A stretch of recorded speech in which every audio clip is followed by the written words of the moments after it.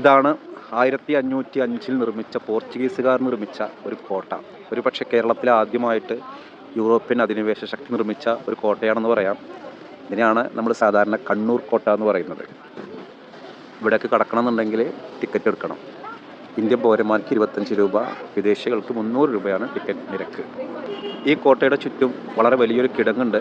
ഇത് ഒരു സൈനിക താവളമായിരുന്നല്ലോ, അതുകൊണ്ട് തന്നെ ശത്രുക്കളിൽ നിന്ന് രക്ഷപ്പെടാനാണ് ഈ ഒരു വലിയ കിടങ്ങ് നിർമ്മിച്ചിട്ടുണ്ടായിരുന്നത്. അപ്പോൾ 1505 പോർച്ചുഗീസുകാർ നിർമ്മിച്ച ഈ ഒരു കോട്ട പിന്നീട് 1600കളിൽ ഡച്ചുകാരെന്ത് ചെയ്തു? കീഴടക്കി. പിന്നീട് അത് ഡച്ചുകാരുടെ കയ്യിലായിരുന്നു. ഈ കോട്ടയുടെ പേര് സെൻറ്റ് ആഞ്ചലോ ഫോർട്ട് എന്നുള്ളതാണ്. ഇവിടെ ഇതിൻ്റെയൊക്കെ ഒരു ചരിത്രങ്ങളൊക്കെ രേഖപ്പെടുത്തി വെച്ചിട്ടുണ്ട്. വലിയ ചെങ്കല്ലുകൾ കൊണ്ടാണ് ഈ കോട്ട നിർമ്മിച്ചിട്ടുള്ളത്. അപ്പോൾ ഡച്ചുകാർ ഇത് കീഴടക്കി. പിന്നെ ഡച്ചുകാരുടെ സൈനിക താവളമായിട്ട് മാറി. ഡച്ചുകാരുടെ കയ്യിൽ നിന്ന് ഇത് അറക്കൽ ബീവി ഈ കോട്ട കീഴടക്കി. പിന്നീട് കുറേ കാലം അറക്കൽ രാജവംശമായിരുന്നു ഈ കോട്ടയുടെ അധിപയായിട്ടുണ്ടായിരുന്നത്. പിന്നീട് അറക്കൽ ബീവിയിൽ നിന്ന് 1700കളുടെ അവസാനത്തോടെ ബ്രിട്ടീഷുകാരാണ് ഈ കോട്ട കീഴടക്കിയത്. പിന്നീട് അത് ബ്രിട്ടീഷ് അധിനിവേശ ശക്തിയുടെ ഒരു സൈനിക കേന്ദ്രമായിട്ട് മാറി. ഒരു ത്രിമാന ആകൃതിയിലാണ് ഈ കോട്ടയുടെ ഒരു നിർമ്മാണം ഉണ്ടായിരുന്നത്. അതികൂർത്ത ഒരു ഇരുമ്പ് ഗേറ്റ്. അപ്പോൾ ഈ കോട്ടയുടെ ഉള്ളിലേക്ക് ഞങ്ങൾ കടക്കാൻ വേണ്ടി പോവുകയാണ്. ഇതാ ടിക്കറ്റൊക്കെ എടുത്തു. 15 വയസ്സിൽ താഴെയുള്ള ആളുകൾക്ക് ടിക്കറ്റ് വേണ്ടതില്ല. അപ്പോൾ ഞങ്ങൾ ഇതിൻ്റെ ഉള്ളിൽ കടന്നു. ഇതാണ് കോട്ട. ഇത് ഈ കോട്ടയുടെ ഉള്ളിലുള്ള ജയിലുകളാണ്. ആ ജയിലിൻ്റെ നമുക്കൊരു ജയിൽ കാണാം. ഇതിൽ ആരൊക്കെ തടവിൽ കിടക്കാനുള്ളൊരു അവസ്ഥ ഉണ്ടായിട്ടുണ്ടോ എന്ന് അറിഞ്ഞൂടാ. ഒരുപാട് പേരുടെ കരച്ചിലുകളും വേദനകളൊക്കെ കേൾക്കുക.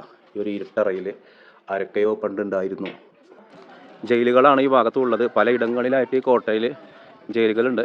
ജയിൽ കാണാൻ വേണ്ടിയിട്ട് പോയ സന്ദർശകരാണ് അവിടെ ഉള്ളത്. പലരും ഇതാ ജയിൽ സന്ദർശിച്ചുകൊണ്ടിരിക്കുകയാണ്. നമുക്കതിൻ്റെ ഉള്ളിൽ എന്താ ഉള്ളതെന്നുള്ളത്. ഇതിൻ്റെ ഉള്ളിൽ കുറേ ബോംബുകളാണോ? അല്ല, തേങ്ങ അല്ലല്ലോ, അത് പഴയ പീരങ്കി ഉണ്ടകളാണ്. ഈ അടുത്ത് തലശ്ശേരിയിൽ നിന്ന് ഒരുപാട് പീരങ്കി ഉണ്ടകൾ കണ്ടെത്തിയിരുന്നു.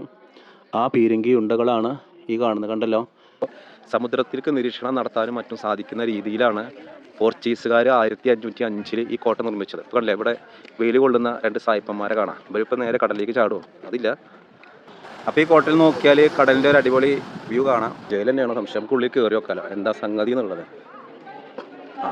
അപ്പോൾ അത് അതിൻ്റെ ഉള്ളിലാണ്.